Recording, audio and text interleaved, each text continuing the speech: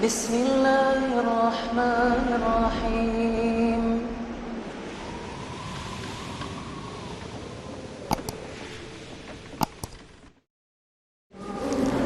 Assalamualaikum warahmatullahi wabarakatuh. Alhamdulillah rabbil alamin. Wassallallahu wasallam wa baraka ala nabiyyina Muhammadin wa ala alihi wa ashabihi wat tabi'in wa man tabi'ahum bi ihsanin ila yaumiddin wa sallama tasliman katsira, amma ba'd. Ikhwani fid din wa akhwati fillah, kaum muslimin wal muslimat rahimani wa rahimakumullah. Alhamdulillah, di saat-saat musibah pandemi ini kita masih bisa menunaikan ibadah salat secara berjamaah. Namun kalau anjuran pemerintah harus mengikuti protokol kesehatan, jaga jarak, pakai masker. Jadi untuk ke depan mungkin tetap antum harus perhatikan itu. Karena itu ikhtiar secara syar'i dan ikhtiar secara kauni.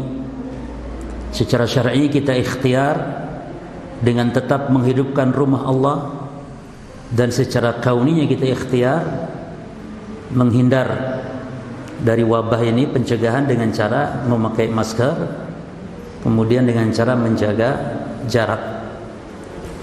Salat menutup hidung itu kan hukumnya makruh, menutup mulut itu hukumnya makruh, dan perkara yang makruh menjadi boleh ketika ada hajat, apalagi kalau darurat ya. Sekalipun ada ulama yang mengharamkan pun, kondisi kalau sekarang masuk darurat maka menjadi boleh ya, salat pakai masker. Berkait sop renggang juga tidak masalah ya. Karena dalam kondisi hajat atau darurat ya jemaah.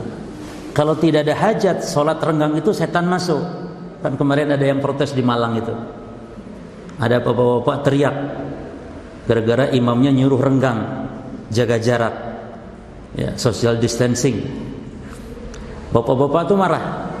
Sholat kok begini, itu setan masuk nanti kepada soft. Ya akhi, kalau setan masuk tuh kalau nggak ada hajat. Ini kita ada hajat, tidak masalah. Taib ala kulli hal, semoga Allah Ta'ala segera mengangkat wabah ini dari kita sekalian, dan kembali kaum muslimin bisa menunaikan ibadah dengan penuh ketenangan dan senikmat-nikmat. Di antara nikmat duniawi adalah nikmat al-aman, nikmat keamanan, nikmat dijauhkan dari rasa takut. Baik, para jamaah sekalian, kita akan kaji kaedah-kaedah tentang tauhid uluhiyah. Jadi tauhid itu ada tauhid ar-rububiyah, ada tauhid uluhiyah, ada tauhid asma wa sifat. Atau tauhid itu dibagi dua, ditinjau dari muwahhidnya. Jadi kalau ditanya berapa pembagian tauhid, tergantung apa tinjauannya. Idza kana bi'tibari al-muwahhid, jika ditinjau dari orang yang bertauhid, jadi kewajiban seorang dalam bertauhid, maka tauhid cukup dua saja. Tauhid ilmu dan tauhid amal. Atau istilah lain tauhid ilmu itu adalah tauhid al-isbat wal ma'rifat. Tauhid al-isbat, penetapan, cukup ditetapkan tok, atau ma'rifat, cukup diketahui tok, maka nama lainnya al-ilmu, tauhid ilmu ya. Nah, yang cukup diketahui saja masuk kepada tauhid ilmu ini adalah tauhid tentang rububiyah Allah dan tauhid tentang nama dan sifat Allah, ya kan? Terhadap rububiyah Allah kita cukup satu saja, ilmui saja, tetapkan saja, nggak ada amal di situ. Termasuk juga tentang nama dan sifat Allah. Adapun tauhid yang kedua ditinjau dari muwahhidnya, tauhid apa? Al-amal. Ini yang disebut dengan tauhid uluhiyah atau tauhid ibadah. Ibadah itu kan amal. Amalan hati, amalan lisan, amalan anggota badan. Nah, jadi kalau tauhid ditinjau dari al-muwahhid, yakni kewajiban seorang hamba terhadap tauhid, itu cukup dua saja. Tauhid apa?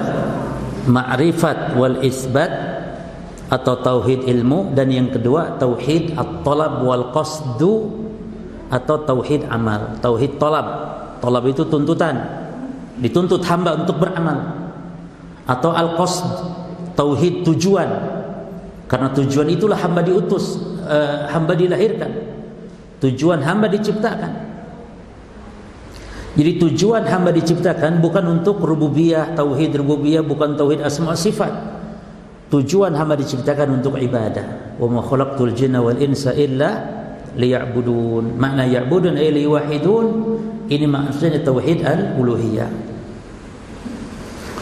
Adapun tauhid jika ditinjau secara rinciannya, rincian itu di dalam Quran dari awal Al-Fatihah sampai akhir surah An-Nas, tauhid ya 3 bagian ini saja rinciannya.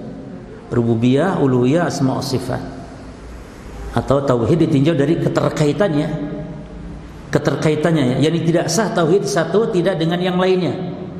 Tidak sah tauhid yang lain dengan kecuali yang satunya tadi. Nah, ini tauhid ditinjau idza kana bi'tibar al-mu'allaqah, ditinjau dari kaitannya, maka ini ada 3. Rububiyah kaitan dengan uluhiyah, uluhiyah kaitan dengan asma wa as-sifat. Ya. Nah, berarti kalau ditanya ada berapa macam tauhid? Kalau yang sudah ngaji seperti ini jangan langsung 3, langsung 2. Tergantung apa? Tinjauannya. Baik. Jika dimutlakan lafaz tauhid,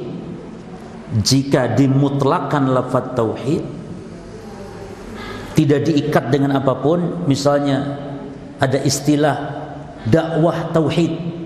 Nah, dimutlakan lafaz tauhid seperti itu, atau istilah keutamaan tauhid.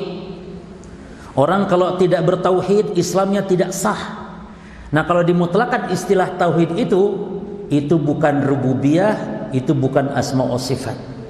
Kalau diistilahkan tauhid dengan dimutlakan seperti itu, apa maknanya? Tauhid uluhiyah maknanya. Jadi kalau ada istilah misalnya keutamaan tauhid adalah orang kalau bertauhid akan selamat dunia akhirat. Mari kita menyeru kepada tauhid. Dakwah yang utama, dakwah para nabi dan rasul adalah dakwah tauhid. Nah, ucapan ini maknanya tauhid yang mana? Bukan rububiyah, karena tidak ada keutamaan, tidak ada pujian. Perhatikan jemaah, tidak ada pujian, tidak ada keutamaan orang bertauhid rububiyah saja. Enggak ada. Abu Jahal kan bertauhid, tapi tauhid yang tidak sah. Hanya sekedar rububiyah Allah saja yang diimani, diakui, tidak sah. Bahkan disebut orang kafir, musyrik. Tapi tauhid kalau dimutlakan, hakikatnya adalah dia tauhid al-uluhiyah atau tauhid ibadah. Jadi mengimani satu-satunya Allah, zat yang diibadahi. Tidak boleh memalingkan ibadah kecuali hanya kepada Allah. Adapun rububiyah maknanya meyakini Allah yang membuat sesuatu, yang menciptakan sesuatu, Allah yang menghidupkan, mematikan. Lah itu kan iblis pun sudah mengakui kalau itu. Jelas jemaah ya? Jadi yang dimaksud dengan tauhid jika dimutlakan maknanya apa? Tauhid al-uluhiyah, atau dengan kata lain tauhid al-ibadah. Jazakallahu khairan. Baik. Nah, yang akan kita kaji, ini kitab sangat bagus ya, Mak. Saya ingin sekali mengkaji kitab ini juga di majlis ini insyaallah. Ini kitab ini judulnya Qawaid, Kaidah-kaidah fi Tauhid Ar-Rububiyah wal Uluhiyah wal Asma'i was Sifat. Kaidah-kaidah di dalam tauhid rububiyah, juga dalam tauhid uluhiyah dan tauhid asma wa sifat. Kenapa pentingnya mengkaji ini, khususnya kita para penuntut ilmu? Karena yang dikaji ini rumusnya, inti-inti dari bahasan tentang tauhid dan ilmu. Jemaah, kalau dikaji dengan cara kawaidnya, yakni kaidah-kaidah atau rumusnya, itu minimal ada 3 kaidah minimal, dan banyak tapi minimal 3. Yang pertama, kita telah mencontoh metode Al-Quran, metode As-Sunnah dalam pengajaran. Jadi Al-Quran dan As-Sunnah itu di dalam mengajarkan manusia itu kan metodenya kaidah. Contoh hadis misalnya yang terkenal, innamal a'malu binniyat, itu rumus itu. Betul tidak? Jadi lafaz-lafaz syariat, nas-nas syariat, dalil teks-teks syariat itu seperti rumus semuanya. Singkat, padat, dalam. Quran juga begitu. Al-Quran juga begitu. Jadi banyak sekali nas-nas syariat itu kandungan maknanya semacam rumus. Seperti tadi hadis Nabi, subhanallah. Hadis lagi misalnya la dharar wala dirar. Sudah. Ini hadis bisa mengharamkan rokok, hadis ini. La dharar wala dirar. Tidak boleh memudaratkan diri sendiri dan memudaratkan orang lain. Dengan hadis ini pun orang kalau sakit, misalnya sakit corona misalnya, dia keluar tidak mengisolasi diri di rumahnya, maka dia haram terkena dengan hadis ini. Karena kalau dia keluar ke masjid misalnya, dia bisa memudaratkan orang lain. Haram dengan hadis ini. Sementara dia sudah diponis oleh dokter bahwa ini terkena virus corona misalnya, harus bersabar di rumah atau di rumah sakit, diisolir. Sebagaimana kata Nabi, untuk menjauh dari orang yang terkena wabah. Nah, jadi hadis-hadis semacam itu semacam merumus. Faedah yang kedua, menghemat waktu. Karena kalau belajar ilmu secara rinciannya jemaah sekalian dengan cabang-cabangnya yang luas, luar biasa. Enggak akan cukup usia kita. Jangan tahu dalam fikih Hanafi saja itu permasalahan-permasalahan fikihnya itu ada 5.000 jemaah. Coba, kapan selesai kita ngaji fikih Hanafi, permasalahannya ada 5.000 permasalahan. Tapi kalau kita ngaji kaedahnya, rumusnya, pegang rumus, jadi satu rumus bisa ratusan hukum yang bisa kita ambil. Nah, jadi ngemat waktu. Yang ketiga jemaah sekalian, ngemat apa? Ngemat pikiran ini, enggak terlalu puyeng gitu. Menghafal dalil satu-satu kan repot coba. Ada 100 masalah berarti 100 dalil, bahkan satu masalah bisa 2, 4, 5 dalil. Tapi kalau pegang rumusnya, kaedahnya, sudah. Innamal a'malu binniyat. Ada suami mengatakan kepada istrinya misalnya, "Dek, kamu musmulih senang orang tuamu, aku bosan." Misalnya. Ojo sampai tapi ngomongannya ya. Misalnya ada suami ngomong gitu sama istrinya. Jatuh cerai tidak? Jatuh cerai tidak jemaah? Pegang kaedahnya. Innamal a'malu binniyat. Setiap lafaz-lafaz yang tidak menunjukkan tegas cerai, maka tergantung niatnya. Kalau niatnya menceraikan, jatuh cerai. Tapi kalau tidak, ya tidak. Makanya jemaah sekalian, kalau mangkal sama istri, hindari kata-kata cerai. Banyak nyesel orang udah. Karena kalau cerai, jatuh itu. Walaupun sedang marah. Ustaz katanya kalau sedang marah cerainya nggak jatuh. Ya. Masa ada orang suami istri cerai sedang makan sambal berdua, ada enggak kira-kira? Lagi makan sambal berdua, "Dek, enak ya sambal." "Iya enak Mas, Masya Allah. Kamu tak cerai ya Dek ya?" Masalah yang mesti cerai bertengkar dulu jemaah. Enggak ada. Maka kalau lafaz cerai terucap jelas itu jatuh, hatta bercanda sekalipun. Salah satun jidduhunna jiddun wa hazluhunna jiddun. 3 hal yang seriusnya dianggap sah, bercandanya pun dianggap sah. 3 perkara. Itu apa? Talak, ya, cerai, rujuk kembali, kemudian juga ijab qabul. Jadi ijab qabul main-main itu sah. Hati-hati itu. Sering di sinetronnya enak sekali. Saya nikahkan kamu dengan putri saya bernama Fulan. Enak sekali. Ya. Ada orang yang mengelilingi kuburan. Tawaf itu kan di Ka'bah saja. Kalau kuburan dikelilingi tawaf, apa hukumnya jemaah? Apa hukumnya? Syirik atau bid'ah? Mustahab, boleh. Kalau tujuannya innamal a'malu binniyat, kalau tujuannya nyari dompet yang jatuh. Tadi ziarah kubur loh jemaah. Ziarah kubur loh, kok dompetku hilang nih. Karena tuku bensin. Alah, muter ndak ono muter coba penasaran aku. Ndak ono. Syirik ente. Oh, sopo. Innamal a'malu binniyat. Tuh. Hukum akidah kena di kaidah tadi. Hukum fikih munakahat, masalah pernikahan juga. Ya. Maka kalau kita ngerti kaidah, masya Allah, banyak permasalahan diketahui dengan mengetahui satu kaidah saja. Nah, kita akan kaji ini, insya Allah kita selang-seling lah ya dengan kitab Firqah Minhaj Al-Firqah Najiyah, juga dengan kitab kita ini. Baik. Jadi kita ingat secara rincian ada berapa tauhid? Ada 3. Kalau secara rinciannya, secara keterkaitan antara tauhid yang satu dengan yang lainnya ada 3. Enggak ada 4, bukan 2, bukan 4, cuman 3 saja. Kalau ditinjau dengan muwahhidnya, ditinjau dengan orang yang bertauhid, ini kewajiban hamba terhadap tauhid ada berapa tadi? 2 saja. Diilmui 1, yang 1 diamalkan. Yang cukup diilmui 2 tauhid saja.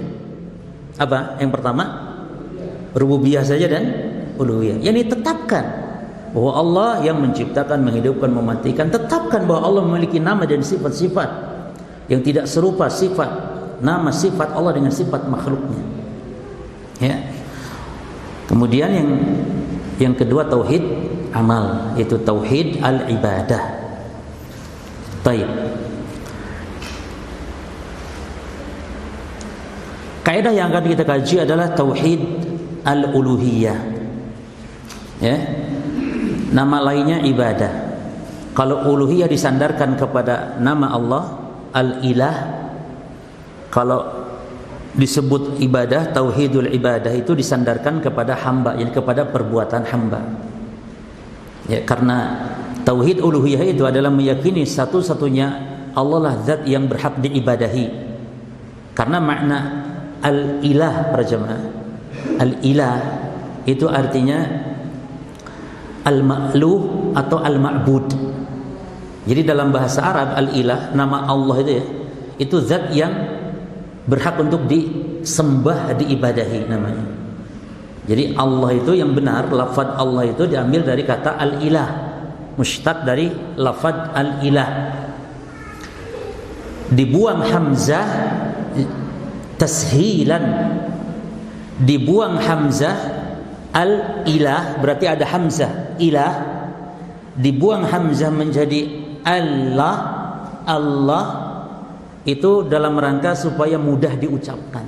Jadi ada istilah begitu dalam bahasa Arab. Dalam bahasa Indonesia nggak ada istilah itu. Nggak ada istilah dibuang untuk dimudahkan, nggak ada. Jelas ini ya? Hanya ada dalam bahasa Arab. Seperti al-akhyar, ya, al-akhyar itu yang terbaik. Dibuang hamzah akhyar menjadi khair. Makna khair itu khairun, maknanya akhyar itu. Karena asalnya memang akhyar, dibuang hamzah menjadi khair. Dalam rangka memudahkan apa? Bukan tulisan, memudahkan dalam pengucapan coba. Bi ismillah itu asalnya begitu. Ismi. Ya kan? Ismullah pakai ba. Berarti bi ismillah. Dibuang hamzanya tashilan. Dalam rangka memudahkan menjadi apa? Bismillah. Nah, berarti tauhid al-uluhiyah bisa dinamakan al-uluhiyah, bisa dinamakan al-ibadah. Nah, kalau al-uluhiyah diambil dari nama Allah yang memiliki makna dzul uluhiyah, zat yang memiliki hak untuk disembah atau diibadahi atau dipertuhankan. Uluhiyah itu. Atau diambil dari kata al-ibadah, yakni perbuatan hamba. Hamba tugasnya adalah beribadah kepada Allah. Baik, kita bahas satu persatu insyaallah, dan ini karena kaidahnya banyak, ada ratusan kaidah, maka kita tidak ada target untuk menghatamkan dalam 1-2 pertemuan ya, tidak masalah, semampunya kita kaji. Karena ngaji kitab masalah akidah, masalah tauhid ini jamaah harus diulang-ulang. Antum jangan bosan-bosan dan jangan protes kepada ustadz yang kalau ngajar, kalau memberikan kajian, apa bahasanya? Kitabut Tauhid, apalagi Ushulus Tsalatsa, Qawaidul Arba'ah, Kasyfus Syubhat misalnya. Jangan. Karena bisa jadi kita satu kali ngaji belum paham, dua kali belum. Ya, mungkin para ulama saya jemaah sekalian, para ulama, para masyayikh kita itu kalau ngaji Ushulus Tsalatsa itu tidak satu kali dua kali, duduk di majlis berpuluh-puluh kali. Dan demikian metode para ulama dalam belajar. Imam Al-Muzani saja, muridnya Syafi'i, baca kitab Risalah itu 50 kali baru paham katanya. 50 kali. Imam Ahmad bin Hanbal ngaji masalah haid saja, haid perempuan, keluar darah setiap bulannya. Ya. Itu subhanallah 10 tahun baru paham. Ini bukan berarti Imam Ahmad kok belet bodoh sekali gitu. Bukan. Artinya sampai mendalami, memahami. Ya. Artinya ngaji itu tidak satu kali langsung paham, tidak. Tapi jangan dijadikan kesempatan. Oh lah Imam Ahmad 10 tahun, nih aku ora paham-pahami wajar. Loh, ojo. Jangan. Para sahabat 10 tahun baru paham Al-Baqarah. 10 tahun. Jadi bukan berarti kita boleh bodoh, bukan artinya. Artinya betapa para ulama kalau mempelajari ilmu agama ini tidak gampang, tapi perlu waktu. Baik. Kita kaji kaidah yang pertama jemaah. Tauhidul uluhiyah yatadhammanu tauhida ar-rububiyyah. Tauhidul uluhiyah yatadhammanu tauhida ar-rububiyyah. Artinya tauhid uluhiyah itu terkandung di dalamnya tauhid rububiyah. Ingat ini, tauhid uluhiyah itu sudah mengandung di dalamnya itu ada tauhid rububiyah. Kalau kita mau balik, mungkin Pak Yitno nanti ini sesekali ada papan tulis ya, dan antum juga nanti biar bisa catat sekali seperti tauhid bagi berapa bagian apa, dan insyaallah kadang-kadang juga untuk mempermudah dalam masalah pemahaman. Insyaallah untuk ke depan ya ada papan tulis, terus spidolnya warna 3 lah supaya beda. Nanti untuk nulis Arabnya, terjemahannya nanti spidolnya 3. Hijau, merah, kuning, kelabu. Ya. Baik. Kalau kita mau balik, kalau tadi kan tauhid uluhiyah mengandung di dalamnya tauhid apa? Sudah masuk rububiyah. Baik. Kalau kita mau balik, tauhid rububiyah bagaimana? Mengharuskan tauhid uluhiyah. Kalau tauhid rububiyah mengharuskan adanya tauhid uluhiyah. Ini semakin paham insyaallah dengan yang tadi. Tauhid uluhiyah sudah mengandung di dalamnya ada tauhid rububiyah. Artinya jemaah, orang kalau sudah bertauhid uluhiyah nggak usah dipertanyakan, nggak usah dicurigai. Kalau orang sudah beruluhiyah nggak usah dipertanyakan rububiyahnya. Pasti. Kalau orang buang air besar pasti kencing. Kencing enggak? Ada yang enggak. Tapi orang yang buang air kecil belum tentu kan buang air besar. Itu segampangannya. Jadi orang kalau sudah bertauhid uluhiyah, enggak usah dipertanyakan rububiyahnya, enggak usah dicurigai. Pasti itu sudah ngikut sudah, karena mengandung di dalamnya sudah. Enggak mungkin dia akan nyembah Allah kalau tidak percaya Allah yang memberi rizki. Tidak mungkin dia akan nyembah Allah kalau dia misalnya tidak percaya kalau Allah yang menghidupkan, mematikan, menguasai alam semesta dan yang menciptakannya. Tapi kalau orang baru tauhid rububiyah mengaku yang menciptakan, menghidupkan, mematikan Allah, belum tentu dia bertauhid uluhiyah. Buktinya Abu Jahal. Buktinya orang-orang musyrikin Quraisy, mereka bertauhid rububiyah tapi tidak bertauhid uluhiyah. Mereka menyembah Allah tapi juga menyembah selain Allah. Ya, bahkan iblis pun bertauhid rububiyah, mengakui yang menciptakan adalah Allah. Berarti kalau tauhid rububiyah mengharuskan adanya tauhid uluhiyah, tapi kalau tauhid uluhiyah sudah mengandung di dalamnya tauhid ar-rububiyah. Jelas enggak di sini jemaah? Baik. Masuk kedua. Kaidah yang kedua adalah la ilaha illallah. Subhanallah. Inilah seagung-agung kaidah dalam tauhid uluhiyah, yaitu apa? Lafaz kalimat tauhid itu sendiri, yaitu la ilaha illallah. Artinya jemaah, la ilaha illallah itu bukan tauhid rububiyah, bukan. Uluhiyah ini. Jadi arti la ilaha illallah bukan tiada yang menciptakan langit bumi selain Allah, bukan itu maknanya. La ilaha illallah itu maknanya adalah tiada yang berhak diibadahi dengan benar kecuali Allah. Itu sebesar-besar kaidah dalam tauhid uluhiyah. Apa? La ilaha illallah.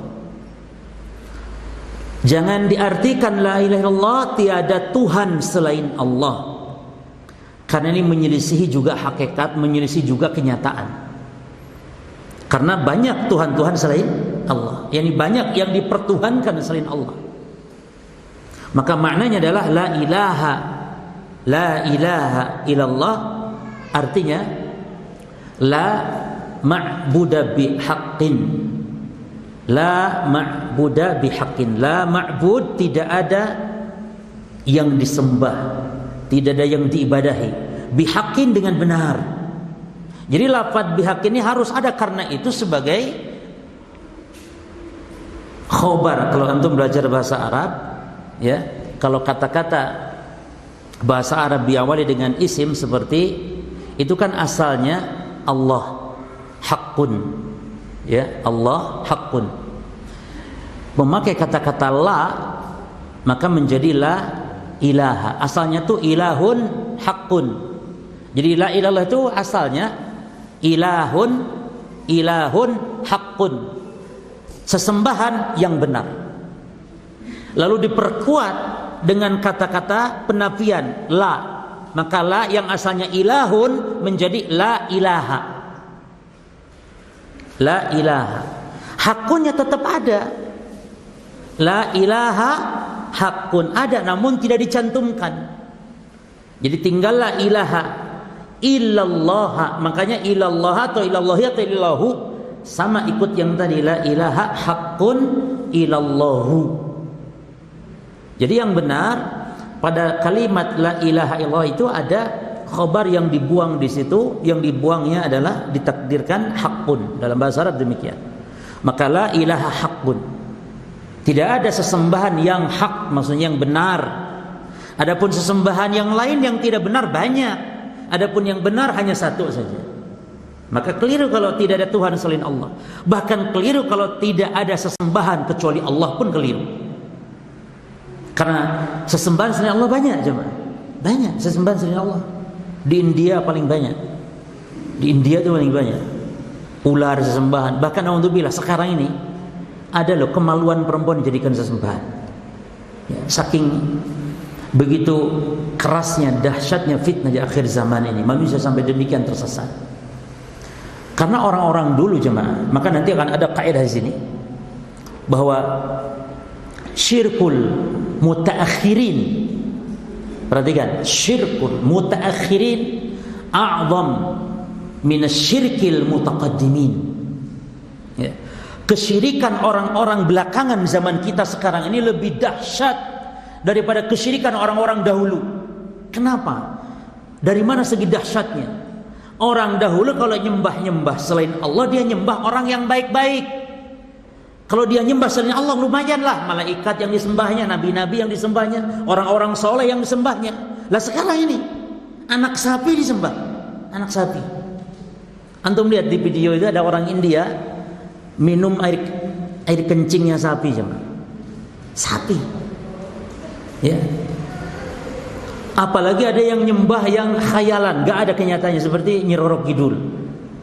Mana ada Nyi Roro Kidulnya? Kapan? Nyi Roro Kidul tidak pernah muncul, tapi selalu muncul di film-film. Tidak pernah muncul kenyataannya.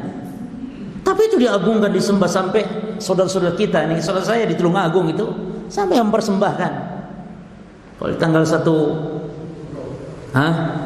kok tahu juga orang di sini ya, apa sama tradisinya? Kan itu nyembah itu mengagungkan jemaah. Punya rasa khawatir, rasa takut sebagaimana takutnya kepada zat yang maha berkuasa itu Allah SWT. Mengagungkan. Nyembah dengan cara menyembelih binatang untuk jin misalnya, itu kan sama karena itu bentuk ibadah. Jadi syirik itu bukan begini kepada berhala, bukan. Syirik itu adalah memalingkan ibadah yang harusnya kepada Allah kepada selain Allah. Menyembelih, takut, bertawakal, ya, bahkan cinta, ya, yang harusnya cinta itu diberikan hanya kepada Allah, diberikan pula kepada selain Allah. Nah itu nanti ada babnya itu. Bab takut, bab cinta, bab roja, ini 3 dibahas paling inti dalam kitab Tauhid, supaya kita bisa bedakan mana takut yang tabi'i, mana takut yang sifatnya takut asir, takut yang sifatnya syirik. Kesalahan orang sekarang yang tidak paham hakikat al-khauf dalam kitab Tauhid yang dikaji oleh para ulama. Misalnya ucapan kami enggak takut corona, kami hanya takut kepada Allah. Ini salah ini. Ya. Karena takut corona itu bukan syirik, tapi takut yang sifatnya tabi'i, takut ular, takut rampok, takut maling, sama halnya takut corona. Kita takut jemaah. Sama halnya kita takut ular, takut binatang berbisa. Yang syirik itu takut Nyi Roro Kidul, itu baru syirik itu. Kenapa? Karena takut kepada Nyi Roro Kidul sebagaimana dia takutnya kepada Allah. Ya kan, takut karena apa? Karena celaka, ikan pada habiskan nanti kalau tidak memberi persembahan kepada Nyi Roro Kidul, kan begitu. Itu kan hanya kepada Allah, menyembelih untuk Allah. Qul inna salati wa nusuki wa mahyaya wa mamati lillahi rabbil alamin. Jadi kalau takut corona tidak syirik, tapi takut tabi'i, takut yang boleh. Yang syirik takut kepada Nyi Roro Kidul. Bedakan. Taib. Jadi makna la ilaha illallah artinya apa? Tidak ada sembahan yang benar kecuali hanya Allah. Maka dalam tauhid itu harus terkandung adanya penetapan dan penafian, jemaah. Menetapkan hanya Allah satu-satunya, menafikan semua sembahan yang batil selain Allah. Jadi bukan masalah kita ini beribadah kepada Allah, bukan, itu tidak penting. Tidak penting loh jemaah kita beribadah kepada Allah saja. Karena Abu Jahal pun sudah beribadah kepada Allah. Tidak penting itunya, yang penting adalah bagaimana kita beribadah kepada Allah tidak syirik, tidak dicampurkan ibadah juga kepada selain Allah. Jelas nggak jemaah? Kenapa saya ngomong ibadah tidak penting kepada Allah? Karena ibadah kepada Allah dicampur dengan kesyirikan, itu maknanya tidak penting. Percuma, amalan mereka batal, amalan mereka hancur. Allah mengatakan, walaqad uhiya ilaika wa ila alladziina min qablika la in asyrakta la yahbatanna 'amaluk wa la takunanna minal khasirin. Dan aku sungguh telah mewahyukan kepada engkau Muhammad, dan juga kepada nabi-nabi sebelummu, la in asyrakta, yani kalau engkau berbuat syirik dalam beribadah, yani Allah disembah, diibadahi, makhluk selain Allah juga diibadahi, maka la yahbatana amaluk, amalanmu akan benar-benar hancur, amalanmu benar-benar batal, dan kau di akhirat termasuk benar-benar orang yang merugi. Ya. Jadi tidak penting ibadah kepada Allah, yang penting itu bagaimana dalam beribadah kepada Allah kita tidak syirik. Ya. Maka itulah arti la ilaha illallah. Bukan tidak ada pencipta, ya. Bukan tidak ada pemberi rezeki, tapi tidak ada yang berhak diibadahi dengan benar kecuali Allah. Taib, apakah tidak boleh kita memaknai itu? Tidak ada sesembahan, tidak ada yang memberi rezeki selain Allah pada la ilaha illallah? Tidak boleh kalau cuman itu. Tapi kalau sudah dikatakan tidak ada sesembahan yang benar, maka sudah masuk berarti yang menciptakan. Karena tidak boleh kita menyembah kecuali hanya kepada zat yang telah memberi rezeki, menciptakan kita, jemaah. Jadi la ilaha illallah diartikan dengan rububiyah Allah itu boleh kalau dalam arti mengandung di dalamnya tadi, seperti mana tadi di awal kaidah. Tapi kalau hanya itu satu-satunya makna la ilaha illallah, tidak ada pencipta, salah. Jelas tidak? Jadi tidak ada zat yang disembah yang benar kecuali Allah, masuk di dalamnya tidak ada yang menciptakan, menghidupkan, mematikan selain Allah. Baik. Kaidah yang ketiga, tauhidul uluhiyah huwa tauhidul ladzi hasalat fihi al-khusumatu bainal ummami wa anbiya'iha. Tauhid uluhiyah adalah tauhid yang dengannya, ini uluhiyah, yang dengannya terjadi perselisihan, pertentangan, peperangan antara nabi-nabi dan umatnya. Tauhid uluhiyah adalah tauhid yang dengannya terjadi apa? Khusumat, pertentangan, perselisihan, peperangan antara nabi dan umatnya. Kenapa nabi memerangi Abu Jahal? Kenapa nabi berselisih dengan Abu Jahal? Karena merebutkan tauhid rububiyah. Merebutkan tauhid apa? Uluhiyah. Sebab nek rububiyah Abu Jahal tidak usah didakwahi, nggak usah Allah utus Nabi Muhammad ke muka bumi, tidak usah, tidak perlu, karena mereka sudah bertauhid rububiyah. Yang diperebutkan oleh Nabi Muhammad dan Abu Jahal adalah masalahnya tauhid uluhiyah, jemaah. Maka ini yang harus kita pahami dengan benar. Maka sekarang ungkapan tauhid itu harus hati-hati. Apa yang dimaksud oleh orang yang mengungkapkan kalimat tersebut? Karena kalau tauhid versi Abu Jahal itu dia apa? Tauhid versi Abu Jahal, yakni Abu Jahal kalau bertauhid itu tauhid apa? Rububiyah. Wala in sa'altahu man khalaqas samawati wal ard la yaquluna Allah. Kalau mereka ditanya, wahai Muhammad, oleh kalian, tanya mereka siapa yang menciptakan langit dan bumi. Ini tauhid apa nih? Rububiyah. Mereka mengatakan Allah. Jadi subhanallah, Abu Jahal menyembah berhala, Abu Jahal menyembah kuburan orang-orang soleh. Dia meyakini yang menciptakan bukan wali-wali, itu bukan, tapi Allah subhanahu wa ta'ala. Jadi kesalahannya itu adalah kesalahan yang pada satu titik tauhid al-uluhiyah. Mana dasarnya jemaah? Dari kaidah kita ini, taib. Dasarnya adalah di surah Shafat ayat 35-36. Ya.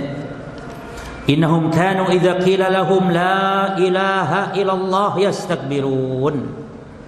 Bahwasanya mereka orang-orang musyrikin dulu, jika dikatakan kepada mereka, diseru mereka kepada la ilaha illallah, mereka enggan, enggak mau, mereka sombong. Enggak mau mereka menyatakan satu-satunya zat yang wajib diibadahi hanya Allah, enggak mau. Bahkan mereka mengatakan, a inna la tariku, maka apakah kita sekarang akan meninggalkan alihatina li syairin majnun? Apakah kita akan tinggalkan sesembahan-sembahan kita yang lain kalau cuma Allah? Kenapa cuma Allah? Apakah yang lain, Lata, Manat, Uzza, apakah kita tinggalkan demi orang gila ini? Loh, Nabi Muhammad loh jemaah, enggak tanggung-tanggung loh. Nabi Muhammad disebut gila, syair, penyair. Ya itu penyair itu jemaah, kalau zaman sekarang tukang nyanyi, apa namanya, pujangga ya, tukang nyanyi. Jadi jelek sekali penyanyi itu. Prosesi penyanyi, profesi dukun itu jelek sekali. Dulu makanya kenapa Nabi Muhammad, perhatikan jemaah, Nabi Muhammad tidak pernah dihina dengan sebutan selain daripada sebutan ini, tukang sihir, penyair, ya, atau gila. Tidak ada hinaan orang-orang dulu kepada Nabi Muhammad. Misalnya Nabi Muhammad doyan perempuan, gak ada. Padahal Nabi Muhammad menikahi wanita umur berapa tahun? Aisyah dinikahi oleh Nabi umur berapa jemaah? Dinikahi umur 6 tahun dan kumpulnya umur Aisyah 9 tahun. Itu tidak ada celaan zaman itu. Kenapa? Karena biasa jemaah sekalian. Biasa. Tidak aneh dan tidak aib. Tapi yang aib itu kalau profesi penyair itu aib sekali. Profesi dukun aib. Tukang sihir aib. Sekarang makan tukang sihir gelari the master. Apa namanya? The master. Wes pokoknya kayak itu. Bangga tukang sihir. Dan televisi ini rating tertinggi acara TV yang ditonton oleh jutaan kaum muslimin ternyata hipnotis, ya, apa pokoknya yang sekarang acara-acara pakai hipnotis semua. Acara apa? Dangdutan pakai hipnotis ada acaranya. Bahkan jadi artis loh dukun-dukun sekarang. Yang satu masuk Islam, alhamdulillah, moga-moga istiqomah. Cuman sayang entah di tangan siapa masuk Islamnya. Cuman lumayan lah, lumayan. Gak usah sebut nama lo ini. Antum tahu insyaallah masuk Islam, alhamdulillah. Ya, jadi orang-orang musyrikin dahulu menghina Nabi kita dengan apa? Li syairin majnun, penyair gila. Nah, demikian pula antum lihat di surah Shad ayat 5. Jadi mereka mengakui rububiyah tapi mereka enggan untuk menetapkan uluhiyah. Nah, itulah asal akar permasalahannya. Ya, aj'alal alihata ilahan wahida. Apakah Nabi Muhammad dan nabi-nabi lain juga sama akan menjadikan sesembahan hanya satu saja, Allah saja? Kata mereka, inna hadalah syai'un ujab, sungguhnya ini adalah hal yang sangat mengherankan. Heran, kok ibadah harus kepada satu zat saja gitu loh? Kenapa tidak boleh kepada orang-orang saleh dalam rangka untuk mendekatkan kita kepada Allah Subhanahu wa taala? Baik, jemaah sekalian, malam ini anak pamit, tidak bisa dilanjut pada isya karena acara mendadak darurat, ya. Tadi ini lagi ada acara belum selesai, insyaallah pada isya kita mau langsung. Jadi adzan kita salat, tidak ada kelanjutan pada isya, ya. Untuk ke depan insyaallah kita akan lanjut pada isya. Baik, ini yang bisa kita sampaikan, mudah-mudahan bermanfaat. Dan insyaallah ini ada PDF-nya tapi jelek cetakannya, jelek. Kalau bagus, kalau perlu antum belilah, ya. Ini kita paling berapa? Mungkin 50.000 kalau beli pentol itu 5 bungkus pentol itu cuma. Beli pentol 5 bungkus 10.000, 20. Insyaallah beli nanti, ya. Kitab ini, kemudian kitab Minhaj Fiqh Najah, insyaallah kita sudah punya kitabnya. Ini yang bisa saya sampaikan dan bermanfaat. Hada wallahu taala alam. Subhanakallahumma bihamdika asyhadu an la ilaha illa anta astaghfiruka wa atubu ilaik. Assalamualaikum warahmatullahi wabarakatuh.